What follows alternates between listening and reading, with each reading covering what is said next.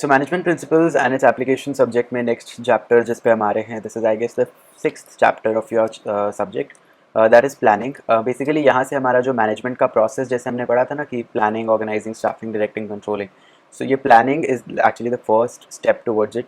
सो देखते हैं क्या है। देखो, सबसे पहले डेफिनेशन बहुत सिंपल भाषा में बताऊँ, किसी भी चीज़ को करने से पहले ही उस चीज़ के बारे में डिसीजंस लेना। किस किस रिस्पेक्ट में डिसीजंस लेना? कि वो काम जो जिसकी हम बात कर रहे हैं वो क्या काम है, करेगा कौन, ये डिसाइड करना, काम करना कैसे है ये डिसाइड करना, और काम करना कब है ये डिसाइड करना। ठीक है, so the process of deciding in advance what is to be done, who is to do it, how it is to be done, when it is to be done. So इन चार चीज़ों के बारे में decisions लेना before like advance में, that is planning. उसके बाद देखो नेचर या फीचर्स हम प्लानिंग के है ना 12th में भी कर चुके हैं ये, कि ये एक इंटेलेक्चुअल एक्टिविटी होती है क्योंकि इसमें माइंड का इन्वॉल्वमेंट होता है ना, क्योंकि क्रिएटिविटी लाते हो आप, इनोवेशन लाते हो, क्योंकि आप सोच रहे हो अभी वो काम एक्चुअल होना है, मतलब बेसिकली अभी वो हुआ नहीं है, होना है। So all you have right now is the vision in your mind कि वो काम ऐसे मैं सोच रहा हूँ कि मैं ऐसे इसका विजन रख रहा हूँ कि ये काम ऐसे होगा। That is all in the mind. So क्योंकि माइंड से रिलेट कर रही है ये चीज़, that is why we say कि ये एक क्या है, इंटेलेक्चुअल एक्टिविटी है। Then involves decision making. Obviously मैंने अभी बताया आपको डिसाइड करनी है, चार चीज़ें बताई ना, who is to do it, how it is to be done, when it is to be done, what is to be done, ये सारी चीज़ें डिसाइड करनी है। तो अब ऑब्वियसली डिसाइड करनी है, इसका मतलब इसमें इन्वॉल्व होगा डिसीजन मेकिंग।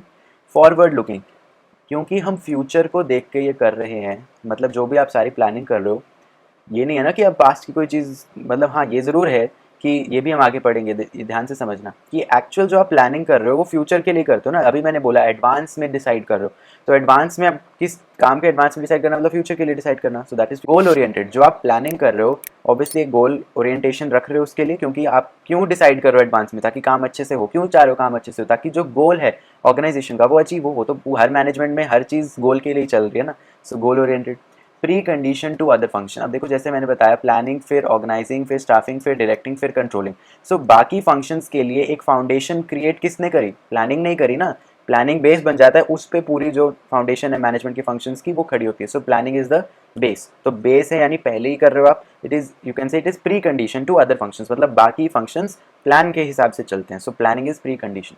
परवेजिव मतलब ऑल परवेजिव, हर जगह आपको मिलेगी, क्योंकि अगेन यहाँ पे दोनों चीज़ें आ जाती हैं कि आप एक ऑर्गेनाइजेशन में हर डिपार्टमेंट, हर मैनेजर, हर एक को प्लान तो करना है ना, जो भी वो काम कर रहा है इंसान प्लान करके ही करता है। सो वो भी आ गया। प्लस कोई बिजनेस ऑर्गेनाइजेशन है, नॉन बिजनेस है, हर जगह प्लानिंग चाहिए। इवन आप पढ़ भी रहे हो तो थोड़ा प्लान करके पढ़ दो ना कि हाँ चलो ऐसे करते हैं, आज ये पढ़ लेंगे, इस महीने में ये टारगेट है। सो प्लान हर जगह हर कोई कर रहा है। So that is planning is all pervasive based on a time frame. हमेशा प्लानिंग एक टाइम फ्रेम को लेके चलती है। टाइम फ्रेम क्यों? जैसे आप अभी मैंने बोला कि एक महीने कि मैं एक महीने का ये टारगेट है उसके हिसाब से प्लान कर रहा हूँ, या मेरे को इस हफ्ते में 4 चैप्टर कंप्लीट करने हैं, ये प्लान बनाया। तो क्या बोला आपने? एक हफ्ते में टाइम फ्रेम आ गया। इसी तरीके से ऑर्गेनाइजेशन बोलती है कि इस ईयर में, मान लो मैंने बोला कि इस साल मेरे को अपनी सेल्स को 20% बढ़ाना है, तो इस साल मतलब टाइम फ्रेम आ गया ना, वहाँ एक साल आपने लिया। So all this is evident कि टाइम फ्रेम होता है। आप कोई भी प्लान बना रहे हो वो एक टाइम फ्रेम में उस प्लान को, गोल को अचीव करने का प्लान बना रहे हो, है ना। सो टाइम फ्रेम आ गया उसमें। Then continuous process. क्या प्लानिंग कभी खत्म होती है? आपने एक चीज़ प्लान करी, उस हिसाब से आप काम कर रहे हो, धीरे धीरे नेक्स्ट चीज़ आगे क्या करना है, आगे करना है, उसके बारे में सोचते रहोगे ना ऑलरेडी कि हाँ अब ऐसे, अब ऐसे, अब ऐसे। कभी एंड नहीं होगा ये। सो प्लानिंग इज कंटिन्यूस, चलता रहेगा। Then dynamic. डायनेमिक हमेशा मैं बताता हूँ क्या, कि आपको अडेप्ट करना पड़ता है as per the changes of the environment. कि मान लो कोई गवर्नमेंट ने आज कोई बड़ा डिसीजन निकालिया, उस हिसाब से आपको प्लान चेंज करना पड़ रहा है। So what is it? The thing is, आप कोई भी प्लान बना रहे हो वो करंट सिचुएशन के हिसाब से बना रहे हो, लेकिन वो करंट सिचुएशन हमेशा नहीं रहेगी। सो आप जो प्लान बना रहे हो, it is bound to have some modifications as per the changes in the environment. So it is dynamic because it has to adapt itself as per the changes. ठीक है, तो ये फीचर्स हो गए। इसके बाद आती है इंपॉर्टेंस। सो इंपॉर्टेंस देखो, पहला अचीव द ऑब्जेक्टिव्स। ऑब्वियसली हमने, क्योंकि गोल ओरिएंटेशन था ना, तो planning achieve objectives. Reduces uncertainty. ये देखो देखो एम्बिग्विटी या अनसर्टेनिटी, ये सब वर्ड्स प्लानिंग खत्म कर देता है। क्यों? क्योंकि देखो फ्यूचर अनसर्टेन है, लेकिन आपने फ्यूचर के लिए तो प्लान किया। सो उस अनसर्टेनिटी को खत्म करने के लिए प्लान कर रहे हो ना, कि हो सकता है फ्यूचर में कुछ भी हो जाए, इसीलिए मैं पहले से तैयार रहूँगा, तो मैं पहले से प्लान करूँगा। सो प्लान क्यों किया? अनसर्टेनिटी को रिड्यूस करने के लिए। Brings coordination. प्लानिंग जब आप कर रहे हो, आपने एडवांस में डिसाइड करके रख लिया कि ये डिपार्टमेंट इससे काम करेगा, इस डिपार्टमेंट का ये काम होगा, ये डिपार्टमेंट ऐसे काम करेगा, ये डिपार्टमेंट में ये लोग काम करेंगे, वही सब चीज़ें, who will do it, how it will be done, when it will be done, ये सब पहले ही आपने कर लिया। तो सब अपने प्लान के हिसाब से अगर चलेंगे तो क्या कोऑर्डिनेशन नहीं आ गया? ऑब्वियसली आ गया। क्यों? क्योंकि कोऑर्डिनेशन क्या था? सिंक्रोनाइजेशन ही तो था ना। तो वो सिंक्रोनाइजेशन प्लानिंग फैसिलिटेट कर रहा है obviously. So it is planning brings coordination, then brings efficiency. मान लो आपने पहले से प्लान करा कि यार मैं रॉ मटेरियल इससे ले आऊँगा क्योंकि पिछली बार इससे लिया था और वो काम करा और वो एफिशिएंट रहा, और मान लो पैसे कम लगे जो भी, आपने प्लान किया ही इस सोच के ना कि ताकि मेरा कॉस्ट कम हो जाए या मान लो काम और अच्छे से हो, तो एफिशिएंसी विल ऑटोमेटिकली भी देयर। प्लस वेस्टेज रिड्यूस होती है प्लानिंग से। क्यों? क्योंकि अगेन कोऑर्डिनेशन ले लिया, ये सब कर लिया, प्लान पहले से करके रखा, सिस्टमैटिक काम चला, तो वेस्ट नहीं होगा ना कोई।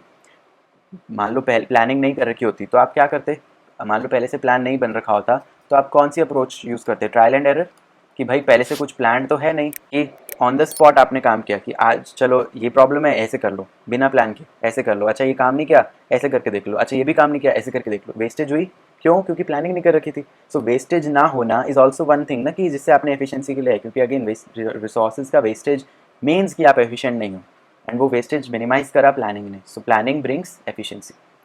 सेटिंग स्टैंडर्ड्स, देखो प्लान कर लिया मैंने कि सेल्स डिपार्टमेंट 20 लाख की सेल करेगा इस पर्टिकुलर साल में, ये प्लान आपने बनाया, तो क्या ये प्लान एक स्टैंडर्ड की तरह काम नहीं कर गया कि सेल डिपार्टमेंट के लिए एक बेंचमार्क बन गया?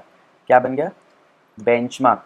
क्योंकि प्लानिंग का काम ही है बेंचमार्क सेट कर देना, कि जैसे अभी बोला 20 लाख, तो अब वो सारे एक्टिविटीज़ जो सेल डिपार्टमेंट करेगा वो इस सोच से करेगा कि मेरे को 20 लाख या 20 लाख से ऊपर की सेल्स तो करनी ही है, क्योंकि ये तो मेरे को टारगेट दिया है प्लान करके जो आया है इस बार। तो वो प्लानर ही इस तरीके का है कि वो सारे बेंचमार्क्स है।